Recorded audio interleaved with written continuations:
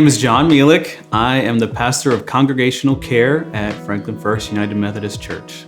I grew up in Ohio, outside of Cleveland, and my family was always just super involved in the church. If the doors were open and the lights were on, we were usually there. And I loved it. It was really our second home, and I found the church just always to be a supportive community and a place where I really learned who I was and who I was in relation to God and the world. I was in high school, I guess, just at the age where you have to start really thinking about what you want to be, not just, oh, one day I'll do something or another. And that was just what I kept coming back to, is what I loved. I loved being in the church. That's what I felt drawn to. And I wanted to kind of just make that my life, make it a part of my life, and be a part of that work that God is doing. I was mostly involved in music ministry, so that's what I wanted to do. So I came to Nashville, went to Belmont University to study music, really with the intention of working in churches and kind of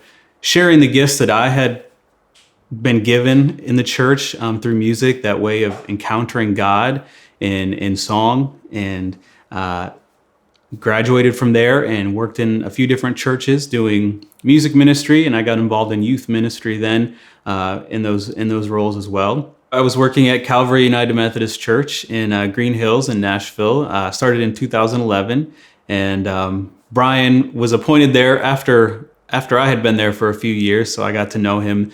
From there, I kind of felt my call evolving, I guess, changing, and I felt a call to ordination in the United Methodist Church. So I went to seminary at Vanderbilt Divinity School. My wife was finishing at the same time as I was in seminary. She was doing her medical residency at Vanderbilt, and so she was looking for her first job, and she was trying to find something around here. We wanted to stay in Tennessee, and it just didn't work out, so we started looking farther afield, and that led us up to Boston. And I was working at a church up outside of Boston, Massachusetts. I was the solo pastor there, and I got a call from Brian, said we're having an opening. Pastor Vaughna was going to be our DS now, as she is, and so they were kind of trying to figure out with the bishop and the cabinet who was going to fill that role. And I obviously had a relationship with Brian there and knew our Bishop McAlilly, and had some really strong connections still